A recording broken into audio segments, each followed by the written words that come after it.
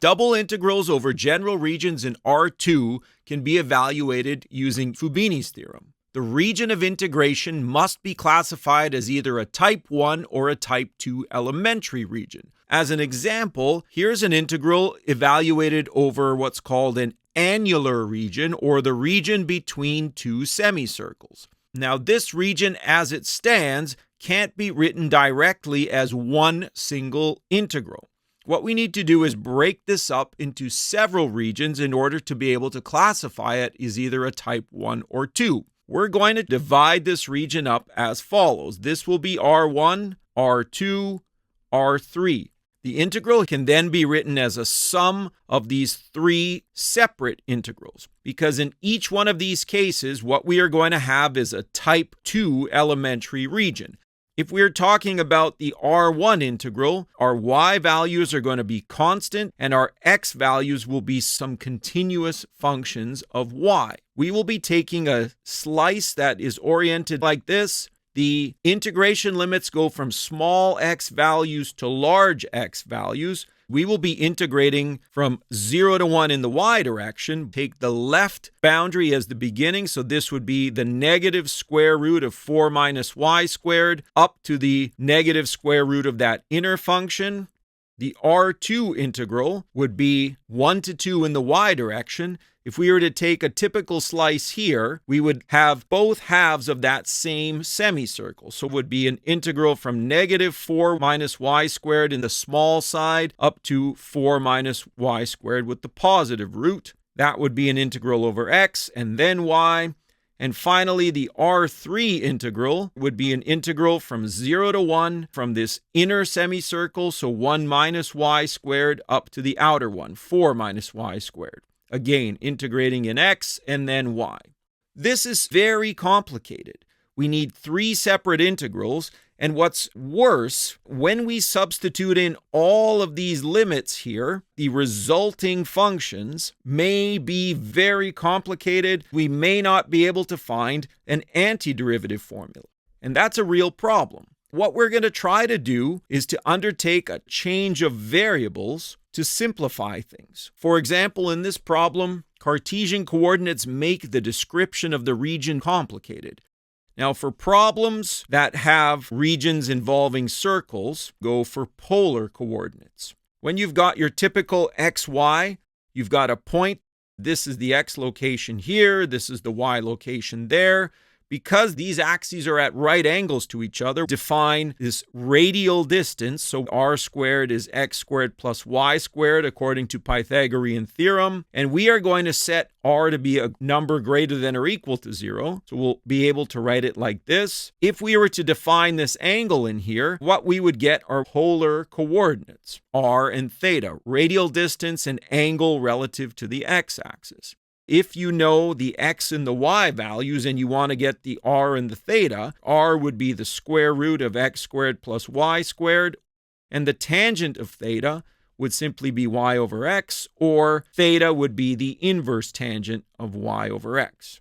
Now, if you have the r and the theta and you want to get the x and the y, you can simply use your trig functions. You know that the cosine of theta would be x over r, so that tells you that x has to be r cos theta. Sine of theta would be y over r, so y would have to be r sine theta. If we want to use these polar coordinates effectively, regions of integration need to be thought of as what are called polar regions. Polar regions mean we have constant theta boundaries, so our angle would go from some alpha to some beta, and then our radial values could be variable. So you would have some function of theta as your first value, and then the radial value would go up to some other function of theta there. They don't always need to be variables in that r direction. So for example, theta is our first angle, theta is our second angle. We've got some constant a is our first value and some constant b is our second value. This is what's called a polar rectangle. I know it's not the typical rectangle that you're used to in Cartesian,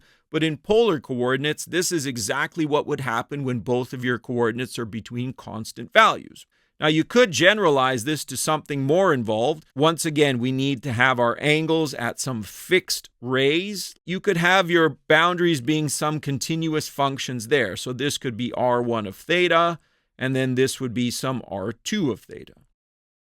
So for example, in that problem with the annular region, our r values would go from 1 to 2, and our theta values would go from 0 to pi. So this problem we did a little bit earlier would be quite simple to describe in polar coordinates. So then our goal is, if we are given some double integral over a general region, can we write it as a function of r and theta with a dr and a d theta? Could these just turn into those, and could we simply make a substitution there? And unfortunately, the answer is going to be no. To try to motivate why, we are going to look at single variable integration, where we perform a change of variable. This is what we would call the substitution method. So here's an example of a typical integral you would encounter. If you are interested in integrating this, the problem is that e to the 5x is not one of your standard antiderivative functions.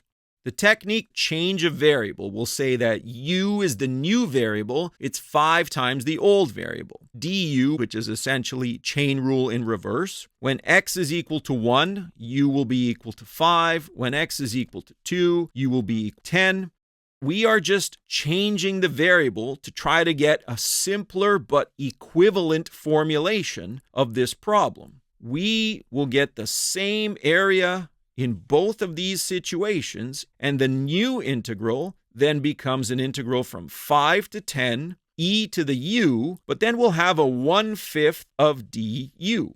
Two things are going to change. Number one, there's a change in limits. So the region of integration changed from length equal to 1 to a length equal to 5. And number two, there is this length distortion factor that accounts for the change in the length. So both of these changes will occur when we make a change in variables. If we are going to encounter an integral that's typically written in terms of these Cartesian xy coordinates, when we want to switch from xy into r and theta, there are going to be two changes. Number one, we'll have a new description of that region. And then it's not just simply a matter of replacing the x's and the y's with r sine theta and r cos theta. The other thing that's going to happen is we will get some sort of new area element. So there's going to be a area distortion factor. And in order to try to figure out this area distortion factor, we're going to come back to the subdivision idea, and we're going to use some geometry to try to determine how much this area distortion factor is. So what we're going to do is consider a function f continuous over some polar rectangle in R2. And if we have a polar rectangle, that means this rectangle has limits for the r variable and it's got limits for the theta variable. So the theta variable is essentially two rays. We've got r as a constant a and r as a constant b over here. What we're going to do is make partitions. N equally spaced subintervals for both r and theta. Now, we don't have to use the same number of subintervals, but just for convenience and for ease, we will go through and do this. The r partition will have r0, r1, all the way down to rn. So we'll have these subdivisions that work like this. So Ri will just be A, which is the first value, plus I bunches of this thing called delta R.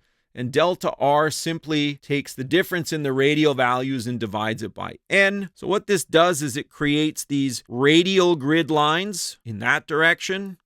We're going to have a theta partition. So we'll have theta naught, which will be alpha, theta 1, all the way down to some theta n, which will be beta. And theta j will then be alpha plus j bunches of delta theta. And delta theta will just be the difference in these two angular values.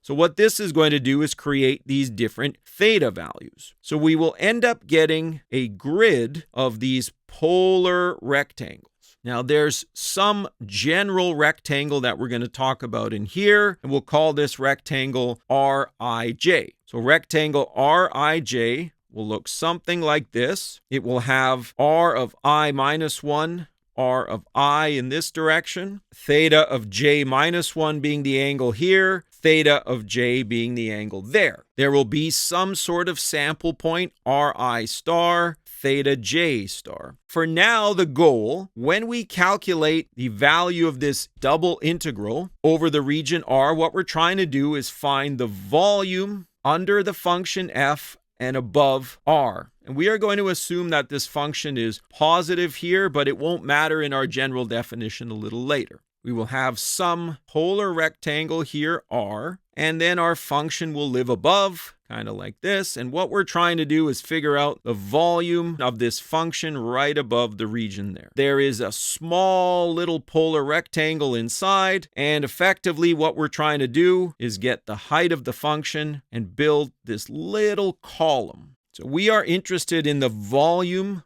above this rectangle Rij. The height is going to be simply the value of the function above that column at our specific sample point, Ri star, theta j star, and then there'll be some area element. What we need to do is talk about some easy shapes in polar coordinates, and these easy shapes are called the sector of a circle, and you should just think of this as basically a wedge. If you've got a circle and you sweep out a little angle here, delta theta, the area is 1/2 r squared times that delta theta. So this Rij, it's going to be this circle that has a larger radius, Ri minus 1, and this angle in here will be delta theta. So the area here, this delta Aij, is going to be 1/2 Ri squared delta theta, subtract 1/2 Ri minus 1 squared delta theta. We can take out the common factor of a half. We'll have Ri squared minus Ri minus 1 squared delta theta. This quantity right here is a difference of squares. So I'll have Ri plus I minus 1 there times Ri subtract Ri minus 1 delta theta. By the way that we've constructed our partition, this thing is just delta r. And this thing right here is the midpoint in the r direction.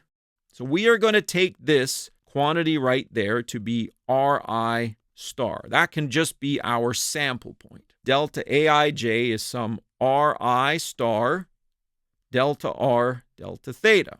The volume above this area is then just the function at that Ri star and some theta j star. The choice of theta j star is irrelevant. It can be anywhere along this dotted line. And then we multiply it by this area, Ri star, delta r, delta theta. So the total volume is then going to be approximated by all of these columns where we do a double sum over the r values and then theta values. We'll have f of Ri star, theta j star, Ri star, delta r, delta theta.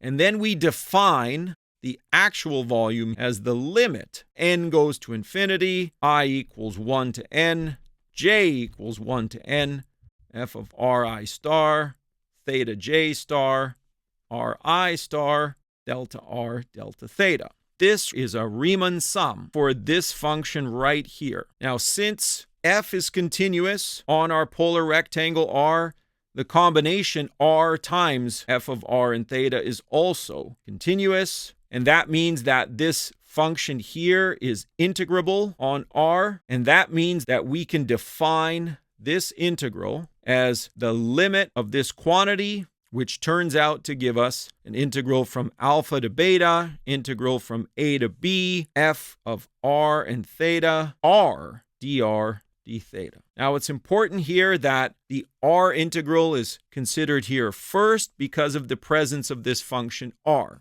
This is what's called our area distortion factor. Switching from polar coordinates generated this r term. This properly accounts for the change in area when we make that switch. So this result tells us how to evaluate an double integral over a polar rectangle, if we have some general polar region, and we view it like this, we will have our usual constant angle boundaries as rays, but this time if we have these curved boundaries, r1 of theta, r2 of theta, then we can do the extension from this region D into some polar rectangle. All that means is we find some rectangle that will bound our box here. Everywhere in there, the function will be 0, just like we did in chapter 15.2. The integral here can be written as an integral from alpha to beta, r1 of theta, r2 of theta, f times r dr d theta.